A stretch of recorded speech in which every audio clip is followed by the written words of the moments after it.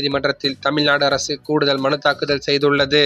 தமிழ்நாடு அரசு சட்டப்பேரவையில் நிறைவேற்றி அனுப்பிய மசோதாக்களை கிடப்பில் வைத்திருக்கும் தமிழக ஆளுநர் RN ரவியின் செயல்பாட்டிற்கு எதிராகவும் மசோதாக்களுக்கு ஒப்புதல் அளிக்க ஆளுநருக்கு உடனே உத்தரவிடக் கோரியும் உச்சநீதிமன்றத்தில் கடந்த அக்டோபர் 31 தமிழ்நாடு அரசு சார்பில் அவசர வழக்கு தாக்குதல் செய்யப்பட்டது.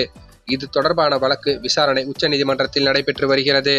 இதற்கிடையே தமிழ்நாடு சட்டப்பேரவையில் நிறைவேற்றி ஒப்புதலாக அனுப்பப்பட்ட 10க்கும் மேற்பட்ட மசோதாக்களை ஆளுநர் RN ரவி ஒப்புதல் அளிக்காமல் திருப்பி அனுப்பினார். இதனைத் தொடர்ந்து சிறப்பு சட்டப்பேரவை கூட்டத்தொடர் நடத்தப்பட்டு ஆளுநர் திருப்பி அனுப்பிய மசோதாக்கள் மீண்டும் நிறைவேற்றப்பட்டது. மேலும் அந்த மசோதாக்கள் மீண்டும் ஒப்புதலுக்காக ஆளுநருக்கு கடந்த நவம்பர் 18 அனுப்பி வைக்கப்பட்டது. இந்த மசோதாக்களை குடியரசுத் தலைவரின் ஒப்புதலுக்காக ஆளுநர் RN ரவி அனுப்பி வைத்தார். இரண்டாவது முறையாக நிறைவேற்றி அனுப்பிய மசோதாக்களை ஆளுநர் ஜனாதிபதிக்கு அனுப்பியது சர்ச்சையை ஏற்படுத்தியது. ஆளுநர் காலத்தை வீணடிப்பதற்காகவே இவ்வாறான காரியங்களில் ஈடுபடுகிறார்